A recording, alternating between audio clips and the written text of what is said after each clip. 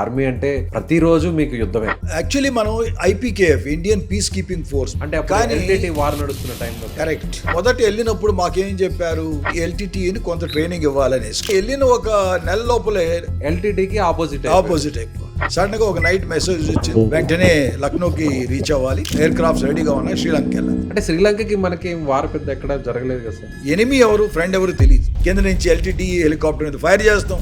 So జరుగుతుంది straight అవే into war కదా. తర్వాత ఏంటి, ప్రతిదీ స్ట్రీట్ వీధుల్లో తిరగాలి. ఒక ఇంట్లోకి ఎంటర్ అయిన తర్వాత ఒక చిన్న పిల్ల ఉంది అక్కడ, మెడలో ఏమో సైనైడ్ పిల్. అంత తెగింపు, నువ్వు ఇక్కడ ఎందుకు ఒంటరిగా ఉన్నావు, మీ పేరెంట్స్ ఎక్కడ అని ఇలా మాట్లాడుతున్నాడు. ఇంతలో ఏం జరిగింది తెలుసా, ఒక ముసలావిడ మంచం కింద నుంచి బైక్ వచ్చి ఒక గ్రెనేడ్ ఇసింది.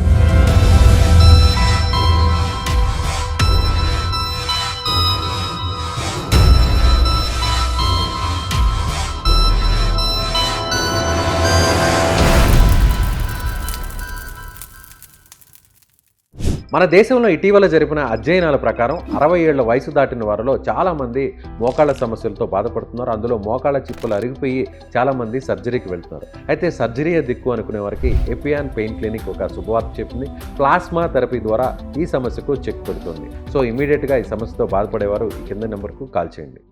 నమస్తే, మనతో పాటు ఉన్నారు retired army officer lieutenant general Ramachandra Rao గారు. సార్ నమస్తే సార్. నమస్కారం. మీ కెరీర్లో బాగా టెన్షన్ పడినటువంటి సందర్భం, బాగా ఇబ్బందిగా ఫేస్ చేస్తున్నాడు అంటే ఆర్మీ అంటే ప్రతిరోజు మీకు యుద్ధమే, ఈరోజు ఉంటామో రేపు ఉండమో తెలియని పరిస్థితి. అలాంటి సిచ్యువేషన్స్లో ఒక్క ఇన్సిడెంట్ మా కోసం. బీ స్టేషన్లో కూడా ఎన్నో ఇన్సిడెంట్స్ జరుగుతుంటాయి, కానీ నాకు క్లియర్గా జ్ఞాపకం వచ్చేది శ్రీలంక వెళ్ళినప్పుడు. మేము అంటే శ్రీలంకకి మనకి వార్ పెద్ద ఎక్కడ జరగలేదు కదా సార్. యాక్చువల్లీ మనం IPKF Indian piece keeping force, మనం యాక్చువల్లీ శాంతి ఉంచుతామని శాంతి కాముకులుగా మనం మిగతా మిత్ర దేశాలు కూడా అలాగే ఉండాలని కోరుకుంటూ వెళ్ళాం. అంటే ఎల్టీటీ వార్ నడుస్తున్న టైంలో. కరెక్ట్. కానీ మొదట వెళ్ళినప్పుడు మాకేం చెప్పారు, ఎల్టీటీని కొంత ట్రైనింగ్ ఇవ్వాలనేసి క్వైట్ గా. కానీ వెళ్ళిన ఒక నెల లోపలే మాకు ఆర్డర్స్ మారినాయి, ఎల్టీటీకి ఆపోజిట్ అయిపోవాలి. అయ్యో. సో ఫస్ట్ డైలమా ఏంటండి, ఆల్రెడీ మనం జవాన్లతో ఏమని చెప్పాం, ఒరే మన ఈ ఎల్టీటీ వాళ్ళందరూ ఫ్రెండ్స్, మన వీళ్ళని కరెక్ట్ గా ట్రైనింగ్ ఇవ్వాలి, గన్స్ ఎలా ఫైర్ చేయాలి, అది ఇది అని ట్రైనింగ్ ఇస్తున్నారు. Next day you can imagine, leader కింద తిరిగి వాళ్ళకి ఏమని చెప్పాలి, ఒరే వాళ్ళు ఇప్పుడు ఫ్రెండ్స్ కాదు, వేరే ఇన్స్ట్రక్షన్స్ ఇచ్చేసారు. And suddenly next day, sorry బాబు పై నుంచి మనకు హుకుం వచ్చింది, ఇప్పుడు మనం నిన్న వరకు ప్రభాకరన్ అండ్ టీం వాళ్ళని ట్రైనింగ్ ఇస్తున్నాం, ఇప్పుడు ప్రభాకరన్ టీంనే పట్టుకోవాలి మనం అనేసి. వాళ్ళే మన టార్గెట్ అని చెప్పి ఒకరోజు మేమందరం అలహాబాద్ లో కూర్చున్నాం. సడన్ గా ఒక నైట్ మెసేజ్ వచ్చింది, సార్ మీరందరూ వెంటనే లక్నోకి రీచ్ అవ్వాలి, ఎయిర్ క్రాఫ్ట్స్ రెడీగా ఉన్నాయి, శ్రీలంక వెళ్ళాలి. లక్నో నుంచి డైరెక్ట్ శ్రీలంక. అప్పటికే మమ్మల్ని ఆల్రెడీ 2 గంటల్లో బయలుదేరడానికి రెడీగా ఉండేటువంటి, అంతా లోడ్ చేసుకుని రెడీగా ఉన్నాం. వెంటనే 2 hours లో బయలుదేరాం, ఎయిర్పోర్ట్కి వెళ్ళి 2 గంటల్లో. లక్నో రీచ్ అయ్యేటప్పటికి ఏముంది, ఏ aircrafts, military aircrafts అనుకుంటున్నా, తీరా చూస్తే అన్ని మన ఎయిర్ ఇండియా ఎయిర్ క్రాఫ్ట్స్ అక్కడ రెడీగా ఉన్నాయి. మామూలు ప్యాసింజర్ ఓకే ఫ్లైట్స్. సామాన్ అంతా మీది తర్వాత ఇంకో ప్లేన్ లో వస్తాయి, కానీ బేసిక్ వెపన్స్ అన్ని మన సొంత వెపన్స్ తీసుకుని మీరు ఎక్కేయాలని. రైట్, ఇది తీసుకున్న తర్వాత లెట్ us గో టు ఎక్కడికి వెళ్దాం, మనం పలాలి నుంచి హెలికాప్టర్లో తీసుకెళ్లిన తర్వాత జాఫ్నా దిగుతున్నప్పుడు హెలికాప్టర్ నుంచి పైన చూస్తుంటే అసలు ఆశ్చర్యం వేస్తుంది. ఇప్పుడు సినిమాల్లో మనం చూస్తుంటాం, beautiful beaches, golden sand beaches కనిపిస్తుంది. వాటర్ చూస్తే కింద లగూన్స్ అంటాం, కింద బేస్ కనిపిస్తుంది. వాటర్ లో చూస్తే ఏంటంటే స్పైరల్ ఫిషింగ్ నెట్స్ ఉంటాయి, స్పైరల్ నెట్స్.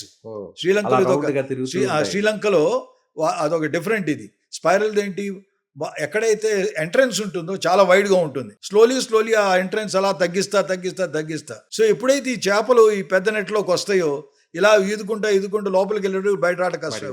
సో అలాంటి నెట్స్ క్లియర్ గా హెలికాప్టర్ ని చూస్తున్నాం. ఓహో, ఎంత అసలు చూడడానికి ఇలాంటి ప్లేస్ టూరిజం లో వచ్చుంటే ఎంత ఇదిగా ఉండదు అనుకుని. కానీ ఇప్పుడు వచ్చింది ఏంటి, పక్క నుంచేమో కింద నుంచి ఎల్టీటీ హెలికాప్టర్ మీద ఫైర్ చేస్తాం. సో జరుగుతుంది యాక్చువల్ వార్ స్ట్రైట్ అవే ఇంటూ వార్ కదా. సో వార్ లోనే కొంచెం దూరంలో ఏం చేస్తారు, హెలికాప్టర్ ఎక్కడైతే ల్యాండ్ అవ్వాలో హెలిప్యాడ్స్ అంటారు, ఆ హెలిప్యాడ్స్ మాత్రం కొంచెం సేఫ్ డిస్టెన్స్ లో. ఎనిమిది దగ్గర వెపన్స్ ఉన్నాయి అనుకోండి, వెపన్ రేంజ్ ఒక 600, 800, 1000, 1500 LMG మెషిన్ గన్ అలా ఉండి.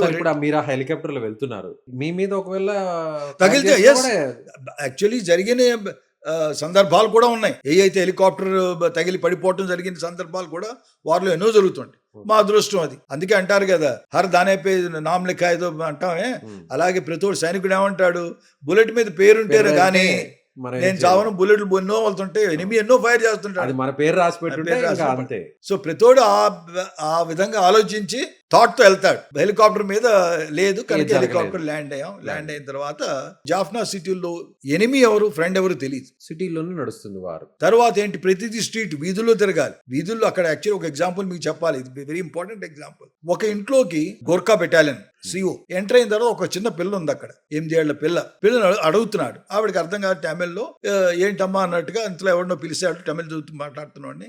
అడుగుతున్నాడు, నువ్వు ఇక్కడ ఎందుకు ఒంటరిగా ఉన్నావు, మీ పేరెంట్స్ ఎక్కడ అని. ఇలా మాట్లాడుతున్నాడు. ఇంతలో ఏం జరిగింది తెలుసా, ఒక ముసలావిడ మంచం కింద నుంచి బైక్ వచ్చి ఒక గ్రెనేడ్ ఇసిరింది. అబ్బా, ఆ శివు అక్కడే చనిపోయాడు. ఆ చిన్న ఆ పాపను శివు అక్కడే అడ్డు పెట్టుకొని వెంటనే మన మీద అడ్డు attack పెట్టు. చేసింది. అంటే ఆ ముసలావిడ ఎల్టీటీ టీమ్ ముసలావిడ టామిలన్ ఎల్టీటీ టీంలోది. అంత తెగింపు ఉండేదా వాళ్ళలో? గర్ల్స్ 15, 15, 16 ఇయర్స్ ఆడపిల్లలు ఎంత హింసించినా సరే ఒక్క ముక్క బయటకు వచ్చేది కాదు. ప్రతోళ్ళు ఇప్పటికీ నాకు గుర్తు క్లియర్ గా, మెడలో ఏమో సైనైడ్ పిల్, ఒక దారం, నల్ల దారం ఒకటి పెట్టుకునేది, పట్టుకొని దానికి తాయిలా కట్టుకో ఉంటారు. ఎక్కడ ఇదైతే గబుక్కున నోట్లో పెట్టేసుకోవటం.